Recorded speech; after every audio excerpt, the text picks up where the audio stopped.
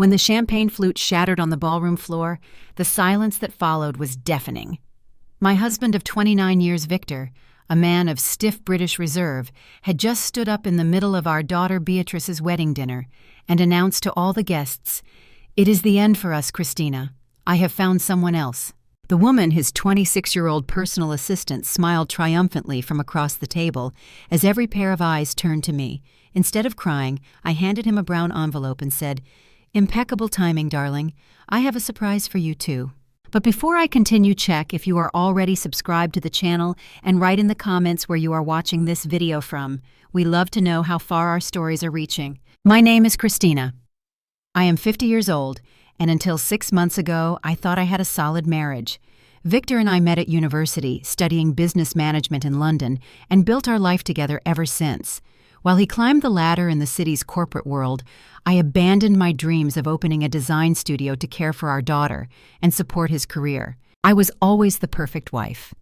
I organized dinner parties for his clients, managed the family finances, and smiled at company events. That was how things worked between us. Our daughter Beatrice, 24, was marrying Peter, her university sweetheart.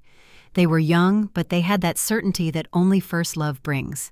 I spent months helping her plan every detail: the flowers, the menu, the decor in shades of blue and gold. The venue, a stunning coastal hotel in Cornwall, was impeccable that night with a view of the sea and soft lighting creating a romantic atmosphere. Everything was supposed to be perfect. At the top table were myself, Victor the bride and groom, Peter's parents, my parents, and my sister Teresa. The round tables around us hosted about 80 guests, family, and close friends. The ceremony had been lovely, with Beatrice resplendent in her lace gown. I cried when I saw her walk down the aisle, not just from emotion, but because looking at her, I saw the woman I always wanted to be. I noticed something odd in Victor's behavior during the ceremony. He checked his mobile constantly and seemed distracted when Beatrice and Peter exchanged vows. At the reception, he disappeared for 20 minutes before we returned to the top table for dinner. I didn't think much of it at the time. I was too busy ensuring everything ran smoothly. The first sign that something was wrong was when Caroline, Victor's assistant, entered the hall wearing a stunning red dress. She wasn't on the guest list. Victor had never mentioned inviting her. I watched as she sat at a table near ours, exchanging glances with my husband that made my stomach turn. The waiters served the starter, a salad caprese with burrata. That was when Victor stood up abruptly. I thought he was going to make a toast to our daughter's happiness. Instead, he looked directly at me and pronounced those words that changed everything. "I have an important announcement to make, Christina. We have reached the end. I have found someone else." His voice sounded firm in that clipped, formal tone of his, as if he had rehearsed those words dozens of times. He then pointed to Caroline, who raised her glass in a silent toast. Beatrice's fork fell from her hand. Peter squeezed her hand in support. My mother stifled a gasp, and my father stood up furious. Teresa, my sister, looked ready to cross the table and assault Victor. The guests at nearby tables stopped their conversations, all eyes fixed on our table, as if watching a terrible car crash in slow motion. The silence lasted only a few seconds, but it felt like an eternity. I felt the blood pulsing in my temples. My entire body trembled, but not from sadness. It was a mixture of rage and relief. Because you see, I already knew everything. In fact, I had known for months. I took a deep breath, smoothed my navy blue dress, Victor's favorite, ironically, and smiled. Not a sad or embarrassed smile, a confident smile, the kind of smile you give when you finally see the puzzle pieces fitting together. "Impeccable timing, darling," I said, keeping my voice calm and steady. "I also have a surprise for you." I opened my handbag and removed a brown envelope I had been carrying for weeks, waiting for the right moment. I slid it across the table towards him, watching the confusion replace his expression of triumph. "What is this?" he asked, picking up the envelope. "Open it when you're alone," I replied, standing up. "Or right now if you prefer. I'm sure everyone here would like to know what you've been doing with our pension fund." Without waiting for his reaction, I walked around the table, kissed Beatrice on the forehead, and whispered, "I am so sorry, my love. I promise I won't ruin your day." Then I walked out of the hall, head held high. Behind me, I heard the sound of the envelope being torn open, followed by a shout that made my heart race with satisfaction. I didn't need to look back to know what was happening. I had imagined this scene hundreds of times. It all started 6 months earlier when I found receipts for a luxury hotel in London where we had never stayed. Victor claimed they were for a business conference. I believed him, as I always did, but then I noticed other changes: new colognes, secret calls, late meetings that never happened before. Small signs that together formed an undeniable picture. The confirmation came when I discovered bank transfers to an account I didn't recognize. Using my finance skills, the same ones I used for years to manage our household budget, while Victor built his career, I followed the money trail. I discovered not just infidelity, but something far more grave. Victor was siphoning money from our retirement savings to fund a secret life with Caroline, a life that included a rented flat in her name, expensive jewelry, and weekends at country resorts. Over 60,000 pounds of our 29 years of savings had vanished in little over a year. But the worst wasn't the money. It was the fact that the man with whom I had shared almost 3 decades of my life was planning to leave me with nothing. I found documents in his home office papers he had prepared to transfer our assets into his name, leaving me with only crumbs. The man who vowed to love me was meticulously robbing me while I continued making his tea every morning. That was when I realized I was married to a stranger, and when I decided to fight, I sought out Teresa, my sister, who is a solicitor. Together we documented every penny diverted, every lie told, every violation of our marriage vows. We hired a private investigator who photographed Victor and Caroline together, entering and leaving that secret flat. We collected irrefutable proof of his financial and emotional betrayal. The content of that brown envelope I handed to Victor at our daughter's wedding was devastating. Copies of bank statements showing the fraudulent transfers, photos of him with Caroline, the documentation of the rented flat, and a formal notification that I had filed for a contested divorce, accusing him of dissipation of assets and adultery. More importantly, the envelope contained a letter from the bank confirming that all joint accounts had been temporarily frozen due to a fraud investigation I had requested. Victor wouldn't have access to a single penny until the divorce process was concluded. In a few words, I had destroyed Victor's perfectly elaborated plan and chose to do it exactly at the moment he thought he would destroy me in front of all our friends and family on the most important day of our daughter's life. As I walked through the car park towards my car, there were hurried footsteps behind me. It was Teresa. She caught up with me, her face a mixture of worry and admiration. "Are you all right?" she asked, placing a hand on my shoulder. I took a deep breath, looking up at the starry sky. "I am better than I have been in years," I replied. And for the first time I realized it was true. Victor's reaction was exactly as I had predicted. First denial, then anger, and finally panic. He left the wedding hall shortly after my departure, leaving Caroline confused and alone at the guest table. She knew nothing about the documents in the envelope, nor about the legal implications of Victor's actions. Beatrice, our daughter, was devastated initially, but when Peter and his parents convinced her to continue with the party after all, none of us wanted Victor's behavior to ruin the most special day of her life. She dried her tears and tried to smile again. The guests, out of respect for her, pretended nothing had happened, though the murmurs continued for the next few hours. I didn't return to the party. Instead, I went to the hotel where I was staying. I had booked a room separate from Victor's days before claiming I wanted to be close to Beatrice to help her get ready in the morning. In reality, I had already transferred some clothes and essentials there, foreseeing that I wouldn't return to our house after that night. The next day the calls began. Victor, desperate, rang 27 times. I sent them all to voicemail. Caroline also tried to contact me, likely instructed by him. I ignored her. The only ones I spoke to were Beatrice, who was about to leave for her honeymoon, and my solicitor confirming the next steps. "Mom, how did you find out all this?" Beatrice asked during our phone conversation. "Your father always underestimated me," I replied simply. "He forgot that I was the one who managed our finances for 29 years. He thought I wouldn't notice money missing from our accounts. But why did you wait until my wedding?" This question made me pause. I had considered confronting Victor weeks earlier, sparing Beatrice this drama on her special day. But when I learned he planned to humiliate me publicly at her wedding, I realized I had to turn the tables. "I didn't plan to do it at your wedding, darling.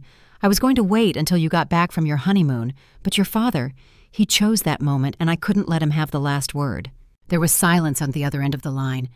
Finally, Beatrice spoke, her voice firmer than I expected. "You did the right thing, Mom. He had no right to do that to you, nor with our money." "Our money?"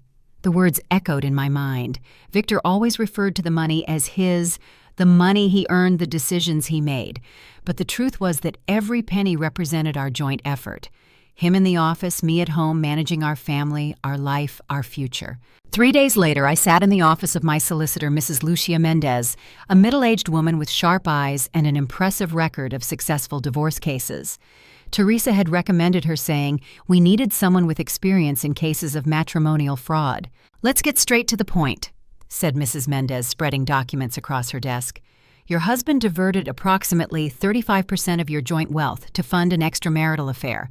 Legally speaking, this is dissipation of assets and a serious violation of marital duties.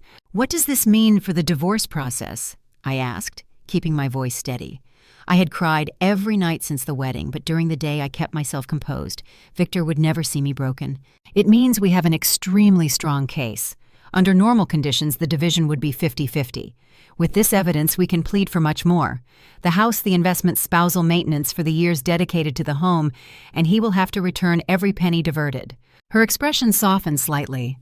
"Mrs. Almeida, may I ask how you are feeling? 29 years is a long time." I looked out the office window, watching the city of London below, people rushing back and forth living their lives. For a moment, I wondered what my life would be like now. 50 years old, about to divorce without a career of my own, starting from scratch. "I am angry," I admitted finally. "Not just for the betrayal, but for having wasted so many years with someone who didn't value me, who planned to abandon me with nothing after I dedicated my life to building our family." Mrs. Mendez nodded understandingly. "That feeling is natural and justified. But I am also relieved," I continued, surprised by my own honesty. "It's as if a weight has been lifted from my shoulders. I no longer need to pretend I didn't see the signs. I no longer need to wonder if I'm crazy for suspecting. Now I know the truth." "And as for the future?" she asked. "The future," I repeated, realizing that for the first time in decades, the future was entirely mine to decide. "I think I will rediscover who I am without Victor. Perhaps I'll finally open that design studio I always dreamed of." Mrs. Mendez smiled. "I am sure you will do exactly that. Now let's ensure you have the resources necessary to rebuild your life." While we discussed legal strategies and next steps, my mobile vibrated with a message from Caroline. I was surprised. Usually I ignored all notifications with her name. "We need to talk. There are things you don't know about Victor." I showed the message to the solicitor, who raised an eyebrow. "Interesting. She may have useful information for our case, or it could be a trap set by your husband." I reflected for a moment. "I agree to meet her, but with you present." "Excellent idea," said Mrs. Mendez. "We will schedule it at my office, neutral ground with witnesses." I replied to the message, scheduling the meeting for the following day. Caroline's response came almost instantly. "I'll be there." When I arrived home that night, not the house I shared with Victor, but the small flat I had rented temporarily, I found a bouquet of red roses at the concierge. The card said simply, "Please let me explain, Victor." I took the flowers and threw them directly into the bin in the hallway. There was no explanation that could justify what he did. There were no words that could repair the breach of trust. 29 years of marriage destroyed not by a single mistake, but by months of deliberate planning to abandon me without resources. That night, as I lay in the unfamiliar bed of a rented flat, I realized how ironic my situation was. Victor had planned to leave me with nothing, but now he was the one risking losing everything. The house he prized so much, the social status he carefully cultivated, the respect of his colleagues in the city, the relationship with our daughter, everything was at stake. And as for me, I had lost my marriage, yes, but I had gained something much more valuable, the chance to live on my own terms without compromise, without suffocating my dreams, without pretending I didn't see what was right in front of my eyes. I fell asleep thinking about the meeting with Caroline the next day, wondering what secrets she could reveal. Part of me feared what was coming. Another part was anxious to know more of the truth, however painful it might be. Because after nearly 3 decades living a lie, I was finally ready to face reality, all of it. Mrs. Mendez's office was quiet when Caroline arrived exactly at the scheduled time. She looked different without the confidence displayed at the wedding, younger, more vulnerable, wearing jeans and a simple blouse instead of the provocative red dress. Her eyes were red, as if she had been crying. "Thank you for agreeing to see me," she said, sitting in the chair indicated by the solicitor. I kept my expression neutral. "You said you had information about Victor." Caroline nodded, looking nervously at Mrs. Mendez. Is everything I say here confidential? If it is relevant to my client's case, it may be used in the proceedings, replied the solicitor coolly. Caroline hesitated, then straightened her shoulders. All right, I suppose it doesn't matter anymore. She turned to me. Christina, Victor left me last night. He said he couldn't support me anymore because you blocked the accounts and that he needed to resolve the situation with you first. This didn't surprise me. Victor always prioritized money above all else. Why are you telling me this? I asked. Because I realized he lied to both of us. To me, he said you knew about the relationship, that you had an arrangement, that your marriage was just a formality, and that as soon as Beatrice got married, you would divorce amicably. I felt a knot in my stomach. His audacity was impressive. Caroline continued. He promised me we would buy a house as soon as the divorce was finalized, that we would have a fresh start. I believed him until I saw his reaction at the wedding. That was when I realized you knew nothing. And now what do you want, my sympathy? The words came out harsher than I intended. No, she replied, surprising me. I want to do the right thing. Victor isn't who I thought he was. She hesitated. He has other businesses you don't know about, other accounts, other investments. Mrs. Mendez leaned forward, suddenly interested. What kind of businesses? He has a shell company registered in his brother's name. He uses it to hide money from taxes and from you. She looked at me. For at least 2 years, he's been transferring part of his bonuses and commissions to that company. There must be millions in there. I felt like I had been punched. I thought I knew the extent of Victor's betrayal, but apparently he had gone much further than I imagined. Do you have proof of this? Asked Mrs. Mendez, maintaining the professional calm I envied at that moment. Caroline opened her bag and removed a USB drive. I do. I copied documents from his computer emails, contract statements. He trusted me to organize some of these documents. Mrs. Mendez took the USB drive as if it were gold. Why are you doing this? She asked, verbalizing the question echoing in my mind. Caroline looked directly at me, her eyes watering. Because when I saw you at that wedding maintaining your composure while he humiliated you, I realized what kind of person you are, and I realized what kind of person he is. He used me just as he used you. The difference is you dedicated decades to him, and I only 2 years. She wiped a tear. And also because I am 2 months pregnant. And when I told him last night, he told me to sort the problem out because he couldn't afford another child right now. The silence that followed was deafening. I tried to process what I had just heard. Victor was not only cheating on me and stealing, but he had also impregnated his mistress and then abandoned her. The person with whom I shared my life was a monster I never truly knew. Are you going to keep the baby? I asked finally, my voice almost a whisper. Caroline nodded. I will, even without him. I'll go back to my parents' house in Yorkshire until I decide what to do. Mrs. Mendez coughed discreetly. These pieces of information, if confirmed, completely changed the landscape of the proceedings. Tax evasion, concealment of assets, paternity. These are very serious elements. I know, said Caroline. That's why I'm here. He doesn't deserve to get away unscathed after what he did to both of us. I looked at that young woman, the woman I had hated for months, and felt an unexpected wave of compassion. She had also been deceived, manipulated. The difference was that I had 50 years life experience and a support network. She was 26 and pregnant by a man who had abandoned her. What do you want, Caroline? Nothing from you, she replied quickly. I just wanted you to know the truth. And maybe, she hesitated, maybe you wouldn't hate me so much. I really didn't know he was deceiving you. I pondered her words. The hatred I felt for her over the last months had consumed me. But realizing now that she was as much a victim as I was, I felt that hatred dissipate, being replaced by an even more intense anger directed at Victor. I don't hate you, I said finally. I hate what happened. I hate the choices he made. But you, I took a deep breath. You are trying to do the right thing now. That counts for something. Caroline nodded, tears flowing freely now. Thank you, and I'm sorry for everything. When she left, I sat in silence for several minutes, trying to process everything. Mrs. Mendez was already on the phone, contacting a forensic accountant to analyze the documents on the USB drive. If this is true, and I have strong reasons to believe it is, she said after hanging up, your husband could face not only a contested divorce, but also criminal charges for tax evasion. What does that mean for me? I asked, still trying to assimilate the revelation about Caroline's pregnancy. It means our negotiating position is even stronger. When we confront Victor with this evidence, he will have to choose either a settlement extremely favorable to you or face not only the loss of assets in the divorce, but also possible criminal charges. I looked out the window, thinking about the life I had built with Victor, the lies he had told, the betrayals he had committed. And I also thought about Caroline pregnant and abandoned going back to her parents' house. And what about Caroline and the baby Mrs. Mendez? She looked at me with a curious expression. Legally, this strengthens our case as it proves adultery. As for the child, it will be your daughter's half-brother or half-sister. The reality of that statement hit me like a bolt of lightning. Victor's child with Caroline would be Beatrice's half-sibling part of our family, whether we wanted it or not. She will need to file a suit for recognition of paternity and child support, continued Mrs. Mendez.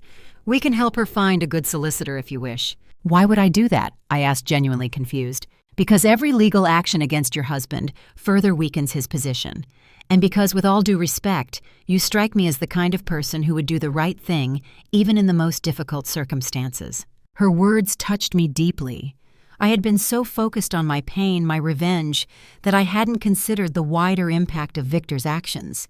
There was an innocent child involved. I'll think about that, I said finally. But first I want to see what is on that USB drive. I want to know exactly who I've been married to all these years. The content of the drive was more devastating than I could have imagined. Victor didn't just have one shell company to hide money. He had three, one registered in his brother's name, another in a close friend's name, and a third offshore in the Cayman Islands. The documents showed systematic transfers over 5 years, totaling almost $1 million. Money that legally belonged to both of us. Money he hid not just from me but also from the tax authorities. The forensic accountant hired by Mrs. Mendez confirmed the authenticity of the documents and identified a clear pattern of fraud. There were incriminating emails between Victor and his accountant explicitly discussing how to hide these amounts from the tax man and the wife, as he referred to me. This goes far beyond an extramarital affair, explained Mrs. Mendez when we met again 3 days later. It is matrimonial and tax fraud on a large scale. What do we do now? I asked, still stunned by the magnitude of Victor's betrayal. We schedule a meeting with him and his solicitor. We present what we know and offer a settlement. What kind of settlement? One extremely favorable to you. The house 75% of the known assets spousal maintenance for 10 years, and the requirement that he reveals and transfers to you 50% of all hidden amounts. In exchange, we do not take the evidence of tax evasion to HMRC. The proposal was bold, but it made sense. Victor risked not only losing money but also his freedom. And if he refuses, Mrs. Mendez smiled humorlessly. He won't. Your husband is many things, but he isn't stupid. He knows facing criminal justice would be far worse than paying what he owes you. The meeting was scheduled for the following week at Victor's solicitor's office in central London. During the waiting days, I prepared myself emotionally to face him again. He kept trying to contact me, calls, messages, even showing up at the building where I was temporarily staying. I ignored all contact following my solicitor's advice. Beatrice and Peter returned from their honeymoon. I met them for coffee, trying to spare my daughter the seedier details, but she realized there was more to the story than I was telling. "Mom, there's something else going on, isn't there?" Beatrice asked, her eyes so similar to mine, fixed on me with worry. "Dad is acting strangely. He rang me crying, saying he made mistakes, asking me to intercede for him." I sighed. I didn't want to burden my newlywed daughter with her father's crimes, but I couldn't lie to her either. "Your father did things that go beyond infidelity, Beatrice, things that could have serious legal consequences." Her eyes widened. "Legal? What do you mean? Did he steal something?" "In a way. He hid money for years, a lot of money, money that belongs to both of us and on which he didn't pay taxes." Peter, who was sitting next to Beatrice, placed a protective hand over hers. "That is serious, very serious." Beatrice looked stunned. "How much money?" "Millions," I replied truthfully. "Money that should have been for our future together, for our retirement, perhaps even to help you later." "And the woman, Caroline?" I hesitated, uncertain about sharing the pregnancy, but decided Beatrice had the right to know. "After all, it would be her half-brother or half-sister. She is pregnant. Your father abandoned her when he found out." Beatrice covered her mouth with her hands, shocked. For a moment, no one spoke. The coffee shop around us continued its normal rhythm. People chatting, laughter, the noise of the espresso machine, contrasting harshly with the emotional storm at our table. "I don't know my own father anymore," said Beatrice finally, her voice almost a whisper. "How could he do this? With you with that woman with a child. People we love sometimes aren't who we think they are, I replied, reaching for her hands across the table. But that doesn't diminish the love he has for you, Beatrice. How can you defend him after everything? I'm not defending him. I am separating things. What he did to me is one thing. What he is as a father is another. Peter, who had remained silent until then, intervened. What will happen now? Could he go to prison? It depends, I replied. We are meeting next week to discuss a settlement. If he accepts our conditions, we can keep this out of the criminal courts. And what are those conditions? Asked Beatrice. Basically, that he gives me what is legally mine and a bit more as compensation for what he did. Beatrice nodded slowly, absorbing everything. And what about Caroline and the baby? She asked. I don't know yet. Legally, that is a separate matter, but I hesitated. That child will be your half-brother or half-sister. I think we will all have to decide what that means for our family. The day of the meeting arrived faster than I expected. I entered the commercial building in the city where Victor's solicitor's office was located, feeling strangely calm. I wore a navy blue suit, formal professional, without a trace of the docile wife Victor knew. Mrs. Mendez walked beside me, carrying a briefcase full of documents that could ruin Victor's life. When we entered the meeting room, Victor was already there with his solicitor, a middle-aged man with a severe expression and a very expensive suit. Victor looked haggard with deep dark circles and a face marked by days of worry. For a brief moment, I felt a twinge of pity. Then I remembered everything he had done, and that compassion dissipated. "Christina," he said, standing up. "Thank you for coming. Can we speak privately before we start?" "No," I replied coldly. "Everything you have to say can be said here in the presence of the solicitors." He seemed to wilt slowly, returning to his chair. The meeting began with formalities, but soon we got to the point when Mrs. Mendez opened her briefcase and began spreading documents across the table. "Before we discuss the terms of the divorce," she said, "we would like to clarify some points regarding the couple's assets." Victor's solicitor looked confused. "We have the full declaration of assets here," he said, pointing to his own file. "All properties, investments, and bank accounts are listed." "All of them?" asked Mrs. Mendez with a polite smile. "Including the offshore companies in the Cayman Islands and the companies registered in the name of his brother and his friend, Marcelo." Victor's face lost all color. His solicitor turned to him, visibly surprised. "I don't know what you are talking about," said Victor, but his voice trembled. Mrs. Mendez began piling evidence on the table. Bank statements, contracts, printed emails, corporate documents, a mountain of proof that grew by the second. "We have here full documentation of systematic matrimonial and tax fraud over 5 years, she explained calmly. "Transfers of approximately $1 million to accounts and companies that do not appear in any of your official declarations." Victor's solicitor picked up some of the documents, examining them with growing alarm. Victor remained paralyzed like an animal caught in headlights. "Where did you get this?" he asked finally. "That is irrelevant," countered Mrs. Mendez. "The point is that we have enough evidence not only to ensure Mrs. Almeida receives much more than 50% of the assets in the divorce, but also to initiate a criminal investigation for tax evasion." Victor's solicitor whispered something in his ear. Victor closed his eyes for a moment, then opened them defeated. "What do you want?" Mrs. Mendez pushed a document forward. "These are our terms. The house goes to Mrs. Almeida as well as 75% of the known assets. You will reveal all hidden accounts and companies transferring 50% of the values to her. Furthermore, you will pay spousal maintenance for 10 years, considering she gave up her career to support yours." Victor looked at the terms, then at me. "This is robbery." "No," I replied calmly. "It is justice, and it is much less than you deserve for what you did." "And if I refuse?" Mrs. Mendez shrugged. "Then we present this evidence in court and to HMRC. You will face not only a contested divorce, but also possible imprisonment for tax evasion." There was a long silence while Victor and his solicitor consulted in hushed tones. Finally, he turned to me. "Why, Christina? Why do this? We could have separated amicably." The audacity of the question left me momentarily speechless. Then the anger contained for months finally found a voice. "Amicably?" I repeated, incredulous. "Like announcing you are leaving me at our daughter's wedding. Like stealing our money for years. Like planning to abandon me with nothing after I dedicated my life to you." My voice didn't raise, but every word carried the weight of my indignation. You destroyed our family, betrayed my trust, and still have the courage to ask me why. The question isn't why I am doing this. It is why you did what you did." Victor lowered his head, unable to face me. His solicitor cleared his throat, clearly uncomfortable.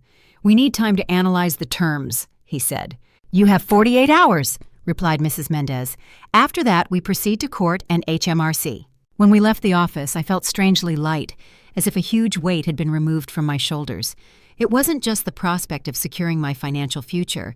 It was the feeling of finally confronting the man who had betrayed me in so many ways, of reclaiming my power after decades of allowing him to make all the important decisions in our life. "You were incredible in there," commented Mrs. Mendez as we walked to the lift. "Thank you. Do you think he will accept?" "Without a doubt. He has no choice. The alternative is much worse." She was right. 2 days later, we received notification that Victor agreed to all proposed terms. The divorce process would be finalized in a matter of weeks, not months. He would reveal all hidden accounts and transfer the agreed amounts. The house would be placed in my name. In practical terms, I had won. But the victory had a bittersweet taste.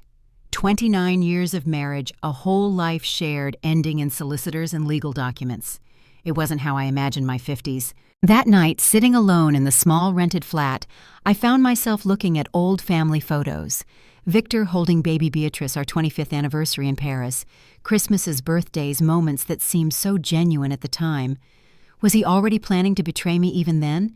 Or did it happen gradually, one small slip leading to another, until the lie became his way of life? The telephone rang, interrupting my thoughts. It was an unknown number. "Hello, Christina, it's Caroline." I was momentarily speechless, surprised to hear her voice. "Caroline, is everything all right?" "Sort of," she replied. "I am in Yorkshire at my parents' house. I received a call from Victor. He said he is going to recognize the baby and pay child support. He said you insisted on it as part of the settlement." This caught me completely by surprise. I hadn't discussed Caroline's pregnancy with Victor. In fact, I hadn't spoken directly to him since the meeting. Apparently, Mrs. Mendez had included this requirement in the final terms without consulting me. "That wasn't my idea," I clarified, "but I am happy he is taking responsibility." Caroline was silent for a moment. "Why would you do that for me after everything?" I took a deep breath, reflecting on the question. Why indeed this woman had been my husband's mistress for 2 years, had helped destroy my marriage, my trust, my life as I knew it. But she was also a victim of Victor's lies and carried an innocent child. "I didn't do it for you," I replied honestly. "I did it for the baby and for my daughter, who will have a half-brother or half-sister. That child didn't ask to be born into this situation." I heard a sob on the other end of the line. "You are a better person than I will ever be," said Caroline. "It isn't about that. It is about doing what is right even when it is difficult." After that conversation, something changed in me.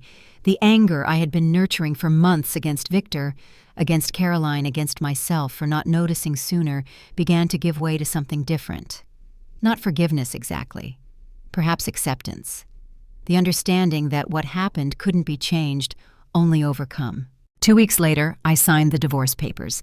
Officially, I was no longer Christina Almeida, wife of Victor. I was just Christina, a 50-year-old woman starting a new phase of life. On the same day, I signed the lease for a small commercial space on the high street. It would be the design studio I always dreamed of opening.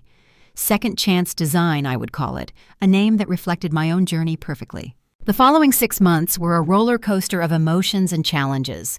Moving back into the house now officially mine was strange at first. The spaces seemed too big without Victor full of memories I simultaneously wanted to preserve and erase. I decided to renovate completely, starting with the bedroom we shared.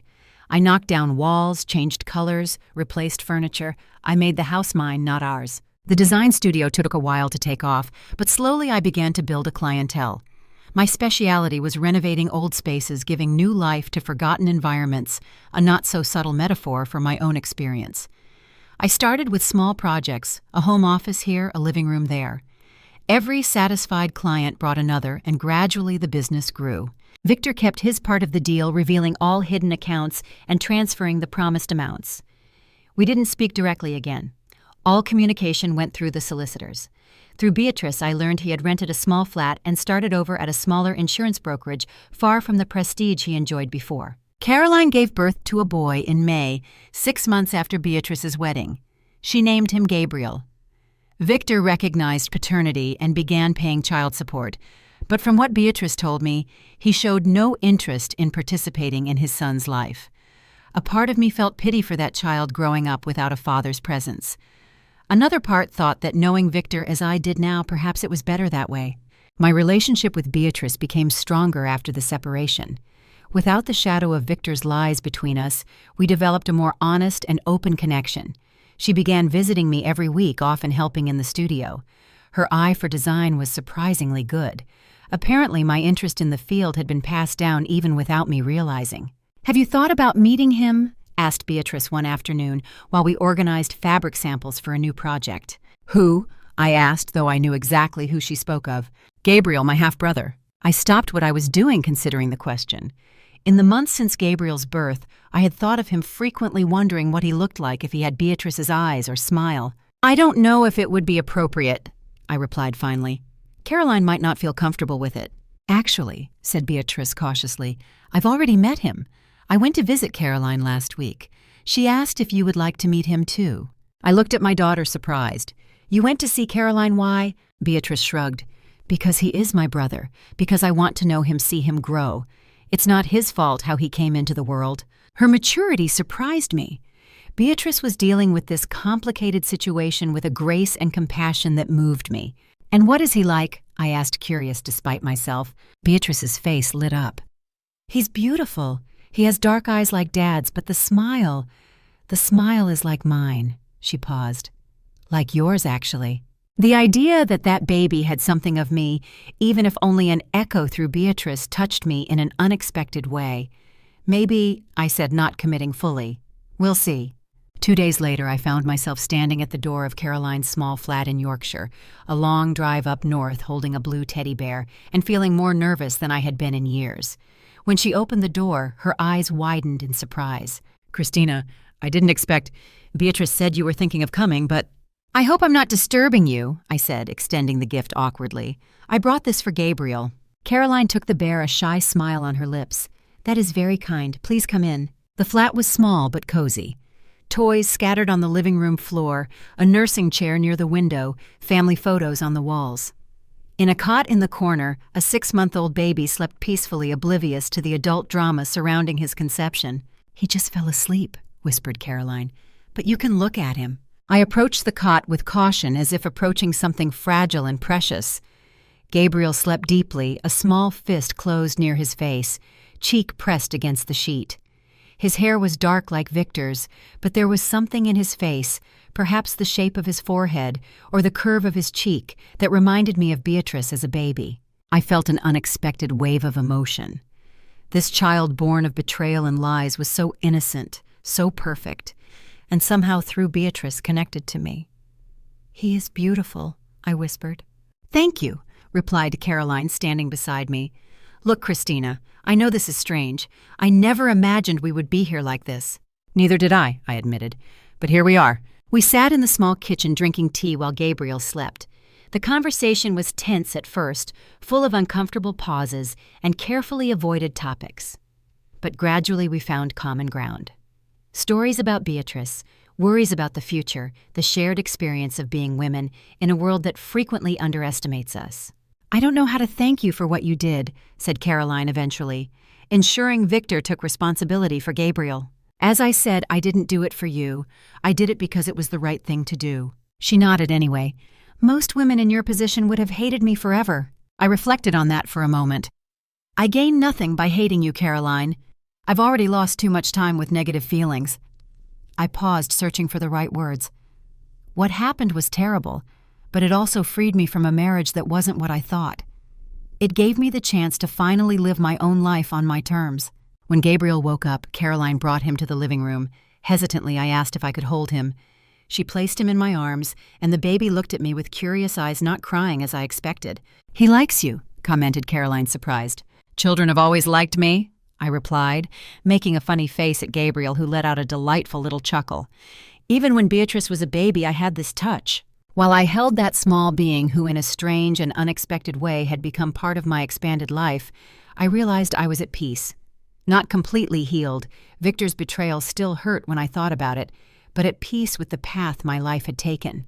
Leaving Caroline's flat a few hours later, I promised to return, not out of obligation or guilt, but because Gabriel deserved to know his half-sister Beatrice, and because in some strange way he had become part of the family I was rebuilding. Driving home that night, I reflected on the incredible journey of the last few months, from the public humiliation at Beatrice's wedding to financial and emotional independence. From the shocking discovery of Victor's lies to creating a new business that I was passionate about.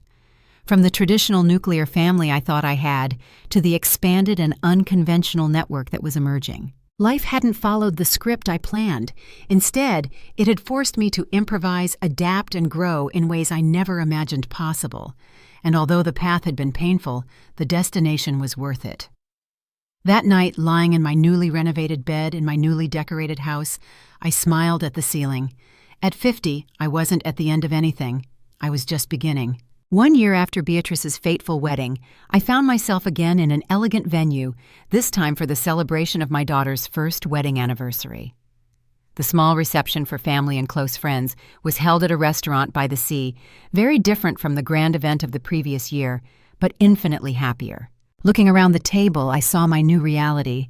Beatrice and Peter radiant in their young love, my sister Teresa with her husband, my parents now older but still firm in their support, some close friends who remained by my side during the divorce, and surprisingly Caroline sitting shyly at the end of the table with Gabriel on her lap. Inviting Caroline had been Beatrice's idea. "He is my brother, Mum, and you and Caroline have this strange friendship now. It makes sense." And indeed we had developed something akin to a friendship over the last months. We weren't confidants or intimate, but there was a mutual respect and a bond forged through extraordinary circumstances.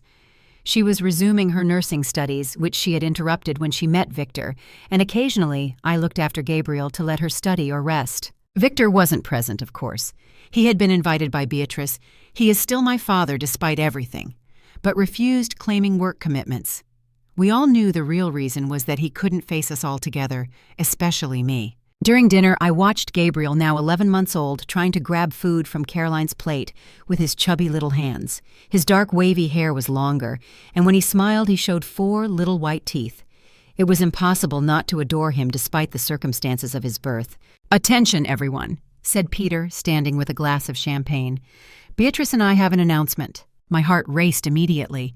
I looked at my daughter, who was smiling radiantly, one hand resting discreetly on her stomach. "We are expecting a baby due in January." The table exploded in congratulations. I stood up to hug Beatrice, tears in my eyes. "I'm going to be a grandmother." She was crying too, any surprise. Amidst the hugs and toasts, I noticed Caroline watching the scene with a complex expression. Happiness for Beatrice, but also a tinge of sadness perhaps for how her own pregnancy had been received. Our eyes met, and I offered a gentle smile, which she returned. Later that night, as guests began to leave, I found a moment to speak with Beatrice alone. "Are you happy, darling?" I asked, holding her hands. "Very, Mum. Scared, of course, but so happy. You're going to be an amazing grandmother." She squeezed my hands. "I learned from the best. You know what I admire most about you, your strength, how you handled everything Dad did, how you rebuilt your life, how you even found room to accept Gabriel." Her words moved me deeply. For so long, I thought my greatest contribution as a mother had been sacrificing my dreams to raise Beatrice. Now I realized my true contribution was showing her how to be strong, how to face adversity with dignity, how to start over. "Thank you, my love. That means the world to me." Driving home, I thought about how unpredictable life was. A year ago, I was at rock bottom, publicly humiliated, discovering the extent of the betrayal by the man with whom I shared almost 3 decades. Now my business was thriving. I had a new identity independent of Victor, and I was about to become a grandmother. My house, once a symbol of my failed marriage, was now truly mine. Every room reflected my choices, my taste, my needs. My design studio had expanded to 3 employees with a growing list of clients. I had even started giving occasional talks on interior design at local events, something I would never have imagined doing before. And as for Victor, our paths rarely crossed now. He maintained minimal contact with Beatrice and paid Gabriel's maintenance punctually, but from what I heard, he lived a diminished life. The woman for whom he threw everything away, Caroline, had moved on. The money he hid for years was now partially with me. The reputation he valued so much was tarnished. In contrast, I was flourishing. Every week I felt more comfortable with my new identity, more confident in my decisions, more at peace with the past. That night I took a box I kept at the back of the wardrobe, my old wedding photos. For a whole year I hadn't had the courage to open it. Now I spread the photos on the bed and looked at that young 21-year-old in a white dress, smiling next to an equally young and smiling Victor. I didn't feel anger or bitterness looking at those images, just a kind of melancholic acceptance. That marriage with all its ups and downs had been part of my journey. It had brought me Beatrice experiences that shaped me, and eventually the crisis that forced me to rediscover my own strength. I put the photos back in the box, but this time I didn't hide it at the back of the wardrobe. I placed it on a visible shelf, not as a shrine to the past, but as an acknowledgement of it.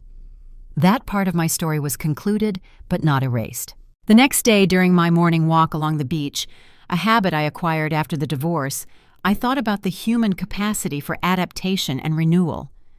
Every wave that broke on the sand was a reminder of how life continues to flow regardless of obstacles. 6 months ago, during one of these walks, I met Charles, a retired architect who also walked every morning. We started talking about design, then books, then our life stories. He had been a widower for 5 years with 2 adult children and 3 grandchildren. We developed a comfortable friendship that was slowly evolving into something more. Last week, he had invited me for dinner, an explicitly romantic invitation that caught me off guard. I replied that I needed to think, as I wasn't sure I was ready for a new relationship. He understandingly said he would wait as long as necessary. As the waves lapped at my feet, I realized I was ready. Not to replace what I had with Victor that belonged to the past, but to explore a new form of connection based on who I was now, not who I had been as someone's wife. I took my phone and sent a message to Charles about that dinner. "How about Friday?" His reply came almost immediately. "That would be perfect. I've been waiting for you." I smiled at the ocean, feeling the salty breeze on my face and the rising sun warming my skin. Victor had announced our end, but what he didn't realize, what I myself didn't realize in that painful moment, was that the end was just the beginning of something new, something entirely mine. The brown envelope I handed him that night didn't just contain legal documents and proof of his betrayal. It also contained, though I didn't know it at the time, my liberation, my second chance, my new beginning. When my mobile rang again, I saw it was Beatrice. "Good morning, Mum. I'm heading to your studio today. I want to discuss ideas for the nursery." "Can't wait," I replied, smiling. "I have thousands of ideas to show you." Walking back home, I thought about everything I had learned in the last year. The pain of betrayal, yes, but also the power of resilience. The sadness of loss, but also the joy of rediscovery. The end of a story, but the exciting start of another. I was 51 years old and had a whole life ahead of me. A life that was finally just mine. Looking at the horizon with the morning sun reflecting on the sea, I felt a certainty I had never experienced before. The worst thing that ever happened to me ended up becoming the best. Victor's announcement on that wedding night wasn't the end he planned, but the beginning I deserved. 6 months later, my life had changed even more. The design business was thriving so much, I needed to hire 2 more staff. I secured my first large corporate client, a chain of boutiques that wanted to renovate all 5 of their shops in the region. A contract that brought me not only financial stability, but also market visibility. The relationship with Charles evolved naturally without pressure or expectations. He was kind and attentive, respecting my space and my past. Our connection was completely different from anything I had ever experienced, based on equality and mutual respect, not sacrifice and subordination. One Saturday afternoon, we were on my veranda drinking wine and talking when the subject of the divorce came up naturally. "Have you forgiven Victor yet?" asked Charles, watching my reaction with gentle eyes. I considered the question for a moment, swirling the wine in my glass. "I don't know if forgive is the right word," I replied honestly. "I no longer feel anger or a desire for revenge, if that's what you mean. But I haven't forgotten what he did either." Charles nodded understandingly. "Forgiveness isn't for the other person, but for ourselves, they say." "Perhaps, but I prefer to think what I feel is acceptance. I accept that it happened, that it is part of my story, and that it brought me here." I paused, searching for the right words. "And here isn't a bad place to be." He smiled, touching my hand gently. "It definitely isn't a bad place. The following month, Beatrice was admitted to hospital with premature contractions. The baby due only in January decided to arrive in November. I rushed to the hospital, heart-pounding, praying everything would go well. The waiting room was full. Peter and his parents, my sister Teresa, and to my surprise, Victor. It was the first time we had met in person since the meeting with the solicitors over a year ago. He looked older, thinner, his hair with more gray strands than I remembered. Our eyes met briefly, and he nodded in recognition. I returned the gesture and sat on the other side of the room, maintaining a safe distance. 6 hours of tense waiting later, Peter came out of the delivery room, his face lit by an exhausted smile. "It's a girl," he announced. 2.1 kilos, 4 palpitanos, small but healthy, and Beatrice is doing great. The room erupted in celebrations and hugs. When the initial emotion calmed, Peter added, "Beatrice is asking for her mum." I stood up, heart racing. As I followed Peter down the corridor, I felt a hand on my shoulder. It was Victor. "Christina," he said, voice low. "Congratulations on being a grandmother." "Thank you," I replied, keeping my voice neutral. "You are a grandfather now, too." He nodded, looking uncomfortable. "Can we talk later, just for a few minutes?" I hesitated, surprised by the request. Part of me wanted to refuse to keep the distance that had worked so well for the last year, but another part was curious about what he could want to say. "Perhaps," I replied finally. "Let's see how Beatrice and the baby are first." Entering that hospital room and seeing my daughter exhausted but radiant, holding a small bundle in her arms, was one of the most emotional moments of my life. The baby was tiny with dark, down on her head and pink cheeks. "Mom," whispered Beatrice with tears in her eyes, "meet your granddaughter, Sophia." I took that small being in my arms, marveling at every perfect detail. The tiny fingers, the almost imperceptible eyebrows, the nose that already showed signs of being like her mother's. "Hello, Sophia," I murmured, feeling tears run down my face. "Welcome to the world." Holding her, I thought about how life continued, how new generations brought with them the promise of new beginnings. Sophia was born into very different circumstances from Beatrice. Her parents were in love, committed to each other.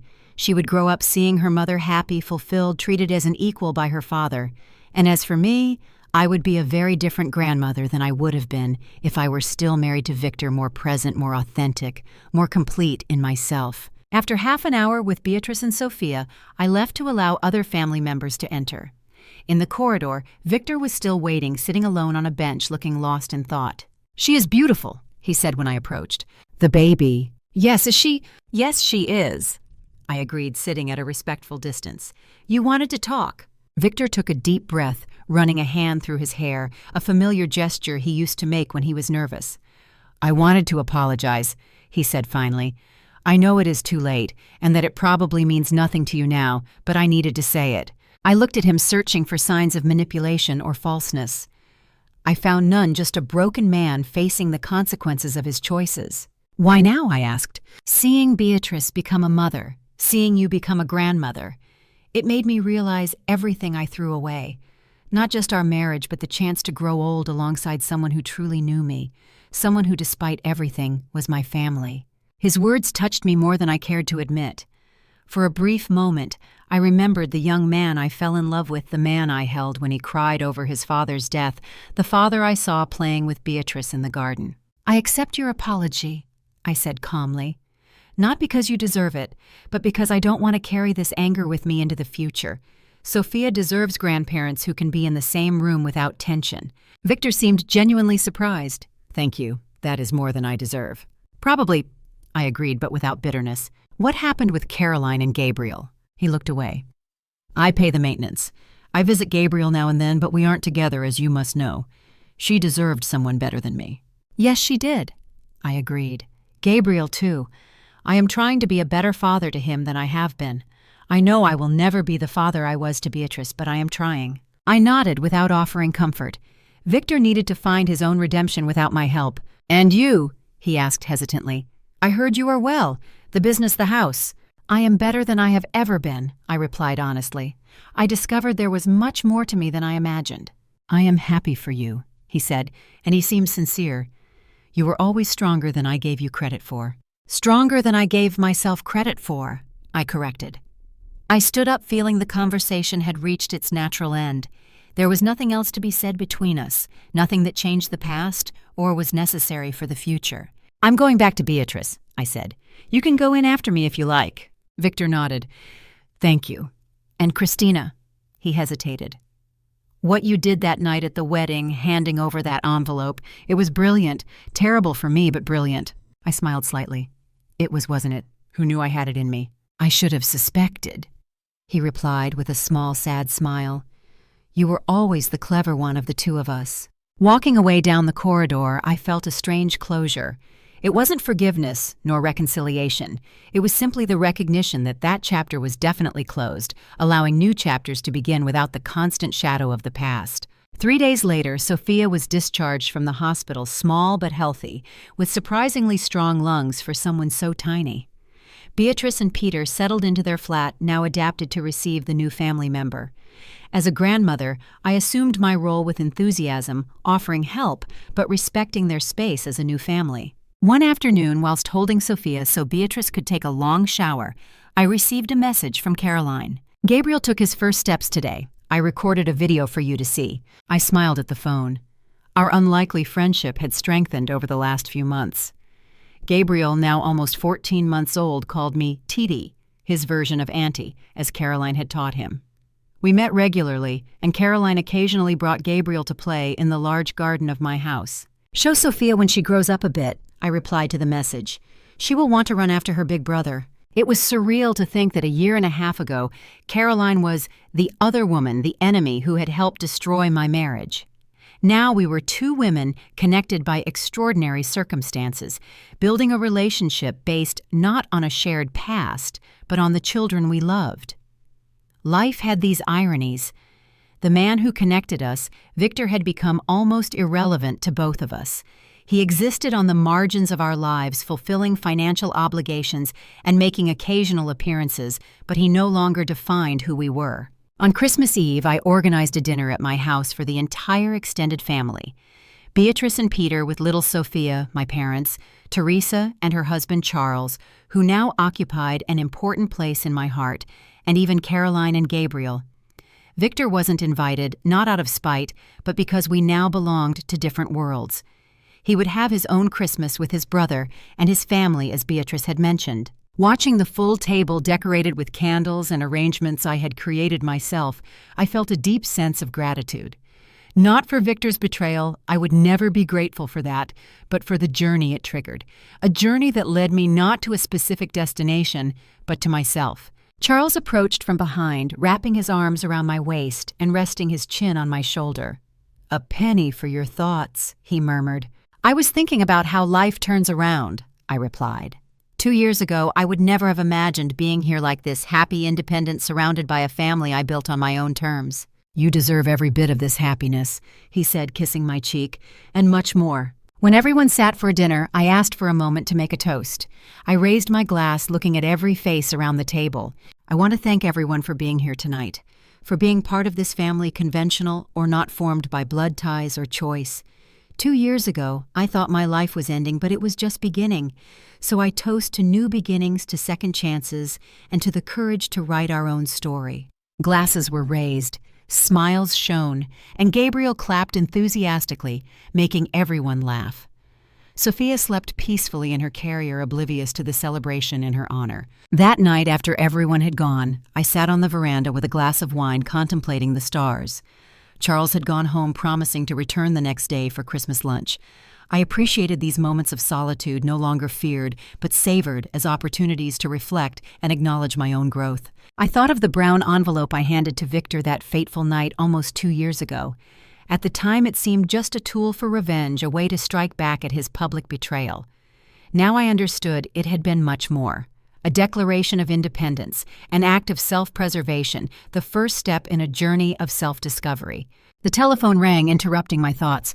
It was Beatrice. "Mom, Sophia has a bit of a fever. It's probably nothing serious, but as a first-time mom, I'm panicking. Could you?" "I'm on my way," I replied immediately, already looking for my car keys. Driving to Beatrice's flat, I realized with a smile that some things never change. The love of a mother and now a grandmother remained constant regardless of all other transformations.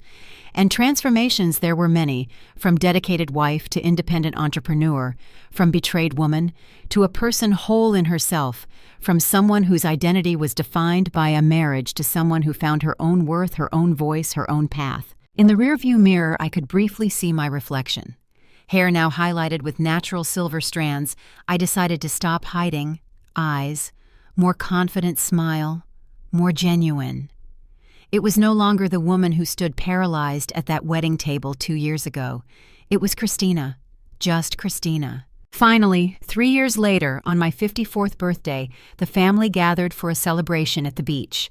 Sophia, now a chatterbox of 3 with dark pigtails and a strong personality, ran across the sand with Gabriel, aged 4, both chased by Charles, who had become the step-grandfather Gabriel never had in Victor. My design studio had grown into a medium-sized company with 10 employees and projects in 3 counties. I had just signed a contract to renovate a chain of hotels, the biggest project of my career. Beatrice now worked with me as a partner, bringing her young vision and renewed energy to the business.